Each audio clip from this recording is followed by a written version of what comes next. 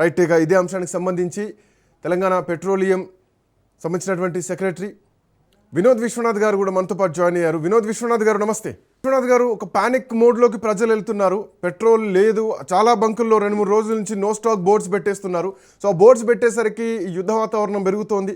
So అంతర్జాతీయంగా ఉన్నటువంటి పరిణామాలు సామాన్య వాహనదారుడికి ఇబ్బందులు కలుగుతున్నటువంటి పరిస్థితి అనిపిస్తుంది. సో వాస్తవానికి ఏంటి తెలంగాణలో పరిస్థితి ఏంటి, హైదరాబాద్లో పరిస్థితి ఏంటి, నిల్వలు ఉన్నాయా, ఇబ్బందులు ఎదురయ్యేటువంటి అవకాశం ఉందా? యాక్చువల్ ఏమైందంటే మొన్న వీకెండ్ లో Saturday Ramzan Sunday holiday 2 days holiday రావడం వల్ల మండే రోజు స్టాక్స్ వచ్చారు కొంచెం లేట్ అయినాయి. అలాగే మండే ట్యూస్డే ఏమైందంటే ఈ సోషల్ మీడియాలో పెట్రోల్ డీజిల్ షార్టేజ్ అనే ఒక రూమర్స్ తోటి చాలా మంది ప్యానిక్ బయింగ్ అవుతుందండి. నిన్న ట్యూస్డే రోజు ఏమైందంటే మేము అప్రాక్సిమేట్ ఒక 1000 లీటర్లు అమ్మే పెట్రోల్ బంక్ లో 10,000 లీటర్ల దాకా సుమారుగా సేల్ అయింది. అంటే ప్యానిక్ బయింగ్ తోటి లీటర్ తీసుకున్న వాళ్ళు 10 లీటర్లు తీసుకోవడం, 5 లీటర్లు తీసుకున్న వాళ్ళు 30 లీటర్లు తీసుకోవడం వల్ల ప్యానిక్ బయింగ్ అవడం వల్ల నిన్న చాలా అవుట్లెట్స్ డ్రై అయినాయి. మళ్ళీ ఈ రోజు కూడా అన్ని అవుట్లెట్స్ స్టాక్స్ వస్తున్నాయి. ప్రాబ్లం ఏమి ఉండదండి. అందుకోసం ప్రజలకు ఏం చెప్తున్నామంటే మేము ప్యానిక్ బై చేయకండి. ఎవరికైతే అవసరం ఉన్నారో వారు తీసుకోండి. కంటిన్యూస్ స్టాక్స్ వస్తున్నాయి, అలాంటి ఏం ప్రాబ్లం లేదండి ఈ రోజు వరకు అయితే. సార్, జనరల్గా పర్ డే రాష్ట్రానికి ఎంత పెట్రోల్ అవసరం పడుతుంది? సో ప్రస్తుతానికి ఎంత స్టాక్ ఉంది భవిష్యత్తులో? ఎందుకంటే యుద్ధ వాతావరణం ఇంకా తీవ్రంగానే ఉంది ఇరాన్, ఇజ్రాయెల్, అమెరికా మధ్యలో. సో కువైట్ ఇవన్నీ కూడా మనకు ఇబ్బందికరమైనటువంటి వాతావరణాలు ఉన్నాయి. సో హర్మూజ్ జలసంధి మూసేసిన తర్వాత ట్రాన్స్పోర్టేషన్ మొత్తం కూడా ఆగిపోయింది. సో ప్రస్తుతానికి మన దగ్గర ఉన్నటువంటి నిల్వల పరిస్థితి ఏంటి, ఎంతవరకు మనం సస్టైన్ చేయగలుగుతాం? అంటే సెంట్రల్ గవర్నమెంట్ న్యూస్ ప్రకారం వాళ్ళు ఇచ్చిన స్టేట్ ప్రకారం అయితే 70 రోజుల వరకు మన దేశానికి సరిపోయే నిల్వలు ఉన్నాయి అంటున్నారు వాళ్ళు. ఈ రోజు వరకు అయితే అంటే యుద్ధ వాతావరణం తోటి కొంచెం ఎఫెక్ట్ అయితే ఉంటుంది. బట్ మరి ఇంత మొత్తం పెట్రోల్ డీజిల్ లేదు అనే క్వశ్చన్ అయితే లేదండి. ఎందుకంటే సాటర్డే సండే వరకు అయితే స్టాక్స్ ఉండే. మండే రోజు ఈ ప్యానిక్ బయింగ్ చేయడం వల్లనే మండే ట్యూస్డే కొంచెం అవుట్లెట్స్ డ్రై అయినాయి. మళ్ళీ ఈ రోజు లోడ్స్ కూడా వస్తున్నాయి మాకు కంటిన్యూషన్ గా. బై ఈవినింగ్ వరకు పెట్రోల్ అయితే కొరత ఉండకపోవచ్చు మేము అనుకుంటున్నామండి. సో ఈ పరిస్థితి సర్దుమనడానికి సాయంత్రం పట్టవచ్చా మీ అంచనా కొద్ది? ఎందుకంటే ప్రజలంతా భయాందోళనలో ఉన్నారు. ఇక అన్ని పనులు వదిలేసి పెట్రోల్ బంకుల దగ్గర లోడ్స్ వస్తున్నాయి, ప్రాబ్లం స్టాక్స్ వస్తున్నాయి, మాకు ప్రాబ్లం లేదు. మేము ఒకటే మీ ద్వారా చెప్పదలుచుకున్నది ఏంటంటే ప్యానిక్ బైక్ చేయకని అని చెప్తున్నాం ప్రజలకు. ఎందుకంటే ప్యానిక్ బైక్ చేయడం వల్ల ఎవరికైతే రియల్ గా అవసరం ఉంటుందో వాళ్ళకి కాకుండా ఈ స్టాక్ ఉంచుకోవడం వల్ల దాంతో ఎక్స్ప్లోజివ్ ప్రాబ్లమ్స్ కూడా వస్తాయి. క్యాన్లలో కూడా పెట్రోల్ కానీ స్టాక్ ఉంచుకోవద్దు, దాంట్లో కూడా ఫైర్ అయ్యే ఛాన్సెస్ ఉంటాయి. కాబట్టి ప్రజలకు మేము స్టాక్స్ బై క్యాన్లలో స్టాక్ పెట్టొద్దని అంటున్నామండి. సార్, ఇంకొక పాయింట్ అంటే ఇప్పుడు ఎల్పీజీల విషయంలో ఇప్పటికే సెంట్రల్ గవర్నమెంట్ ఒక డెసిషన్ తీసుకుంది, ఒక స్టేట్మెంట్ ఫార్వర్డ్ చేసింది. అంటే 25 రోజులు ఉన్నది కాస్త 45 రోజులకు బుకింగ్ టైం పీరియడ్ పెంచింది ఇది ఎల్పీజీ విషయంలో. సో భవిష్యత్తులో పెట్రోల్ విషయంలో కూడా అట్లాంటి ఏమైనా డెసిషన్ తీసుకునేటువంటి అవకాశం ఉంటుందా? పర్ హెడ్ ఇంత, లేదంటే పర్ ఇంత కట్ ఆఫ్ అన్నటువంటి ఛాన్స్ ఏమైనా ఉంటాయా? అంటే ముందు సెంట్రల్ గవర్నమెంట్ ఏం డిసిషన్ చెప్పలేమండి. యాజ్ ఆన్ డేట్ వరకు అయితే అలాంటి డిసిషన్స్ అయితే ఇంకేం రాలేదండి, మాకు సర్ప్రైజ్ అలాంటి ఏం రాలేదు. సో అంటే ఒకటి ఏంటంటే ప్యానిక్ బయింగ్ ఎక్కువ బల్క్ గా పోయిద్దని అంటున్నారు, మేము అదే ఫాలో అవుతున్నామండి. సార్, గవర్నమెంట్తో ఎట్లాంటి చర్చలు నడుస్తున్నాయి? గవర్నమెంట్కి ఎట్లాంటి అంటే గవర్నమెంట్ నుంచి ఎట్లాంటి ఇన్స్ట్రక్షన్స్ వస్తున్నాయి? మీరు ఎట్లాంటి రియాక్షన్స్ ఇస్తున్నారని సెంట్రల్ గవర్నమెంట్ నుంచి మీకున్నటువంటి అనుసంధానం ఎట్లా ఉంది? సెంట్రల్ గవర్నమెంట్ కంటే మాకైతే ఇప్పటికైతే ఒకటే అంటున్నారండి. అంటే ఎక్కువ క్వాంటిటీ కదా, అంటే బ్యారెల్లో కానివ్వండి వేరే క్యాన్లలో పోయేదని అంటున్నారు. బట్ వెహికల్స్కి అయితే మాకు ఎటువంటి రిస్ట్రిక్షన్స్ లేవండి, వచ్చిన వాళ్ళకైతే మేము పోస్తున్నాము. సో ఇప్పుడు అంటే ఈ రూల్ వచ్చేసిందా, అఫీషియల్గా వచ్చేసినట్టేనా క్యాన్లలో పోయొద్దు అంటే? ఎందుకంటే దేశంలో చాలా మంది చూస్తారు, not only in the Telugu states, చాలా దేశాల్లో టిన్నుల్లో క్యాన్లలో పోసుకొని వెళ్తున్నారు వ్యవసాయ పనుల కోసం, వాళ్ళు ట్రాక్టర్లో వాడాలి. అంటే కొందరు వెహికల్స్ అన్ని చెడిపోయినాయని, ఈ హాస్పిటల్స్ లో జనరేటర్స్ ఉన్నాయని, హాస్టల్లో జనరేటర్స్ ఉన్నాయని అలా వచ్చి కొందరు తీసుకెళ్తున్నారండి. సో వాటికి మరి ఎట్లాంటి రూల్స్ తీసుకొస్తారు సార్, ఎట్లాంటి కాషన్స్ ఇస్తారు?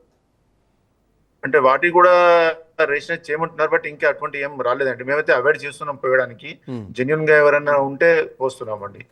సార్, ఇది ఒక రకంగా అంటే మీరు చెప్తున్న దాని ప్రకారం సోషల్ మీడియా వచ్చింది కాబట్టి ఆ భయంతో ఒక కృత్రిమ కొరత, ఇది ఎవరో సృష్టించింది కాదు, ప్రజలు ప్యానిక్లోకి వెళ్ళి భయపడి ట్యాంక్స్ ఫుల్ చేసుకుంటున్నారు. అండ్ ఇప్పటికే పవర్ పెట్రోల్ రేటు పెరిగింది అన్నది ఒకటైతే కనుక మిగతా పెట్రోల్ రేట్లు కూడా భవిష్యత్తులో పెరిగే అవకాశం ఉంటుంది. ఎందుకంటే ఆ భయం కూడా ఉంటుంది, లేదు దొరకదేమో అన్నటువంటి భయంతో రేట్లు పెంచుతారేమో అన్నటువంటి భయంతో ముందే ఊహించుకుంటూ ఉంటారు సాధారణ ప్రయాణికులు. అవునండి. అంటే ఈ రోజు చూస్తే అండి ప్రపంచవ్యాప్తంగా $70 ఉన్న క్రూడ్ ఈ రోజు $110, సుమారు 100 నుండి $110 మధ్య నడుస్తున్నది. అంటే అరౌండ్ 50% క్రూడ్ ఆయిల్ పెరిగిందండి ఆల్రెడీ.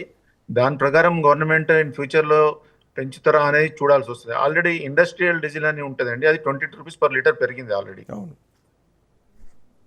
సో ఎంతవరకు పెరిగే ఛాన్సెస్ ఉంటాయి సార్? ఎందుకంటే గ్యాస్ విషయంలో ఆల్రెడీ పెరిగింది కాబట్టి మనం పెట్రోల్ విషయం కూడా మాట్లాడుకోవాల్సి వస్తుంది. అంటే ఏం చెప్పలేమండి, ఇక గవర్నమెంట్ దాని మీద ఎక్సైజ్ డ్యూటీ ఏమైనా కట్ చేయడమా, ఎలా చేస్తారు అనేది ఇవన్నీ గవర్నమెంట్ డిసిషన్స్ మీదనే ఆధారపడి ఉంటుందండి. యాక్చువల్గా అయితే చూస్తే ఇప్పుడు ప్రపంచవ్యాప్తంగా మిగతా కంట్రీస్లలో మాత్రం అరౌండ్ 40%, ఈరోజు అమెరికాలో కూడా చూస్తే మీరు అవును. 40% రేట్స్ అక్కడ పెట్రోల్ డీజిల్ మీద రేట్ పెరిగినాయి. మన పక్క పాకిస్తాన్, బంగ్లాదేశ్ లో కూడా చూస్తే అరౌండ్ 60% వరకు రేట్స్ పెరిగాయి. ఇక రేట్స్ ఎంత పెరుగుతాయి అనేది టోటలీ గవర్నమెంట్ డిసిషన్ మీద ఉంటాయండి. Sir, one is Hormuz and another one is Red Sea. ఈ రెండు కూడా ప్రస్తుతానికి షట్ డౌన్ అయి ఉన్నాయి, క్లోజ్ అయి ఉన్నాయి. మొన్న వచ్చినాయి కేవలం 2 నౌకలు మాత్రమే, శివాలిక్ అండ్ ఇంకొక నౌక, 2 నౌకలు వచ్చాయి గుజరాత్ పోర్ట్. అవునండి. సో ఇప్పుడు ఇంకేమైనా వచ్చేటువంటి ఛాన్సెస్ ఏమైనా ఉన్నాయా వీటితో పాటు? అంటే ఇక్కడ ఒక్కటి మీరు చూడండి సార్, ఇక్కడ అంటే ఈ హర్మోస్ సంధి నుండి వచ్చేది మనకు అంటే యాజ్ పర్ మీడియా ప్రకారం 20% మనకు వస్తాయి అంటున్నారు. మిగతా 80% మనకు బయటి కంట్రీస్ కూడా వచ్చేది ఉన్నది. అంటే రష్యా అనుకోండి, ఇటు యుఎస్కి వెళ్ళి కానివ్వండి, కెనడా కానివ్వండి, ఆర్ వెనుజులా, ఆస్ట్రేలియా, ఇవన్నీ కంట్రీస్కి వెళ్ళి వస్తుంది మనకు. అంటే ఒకటేసారి అంత ఎఫెక్ట్ అయితే పడకపోవచ్చు అని మేము అనుకుంటున్నాం అండి.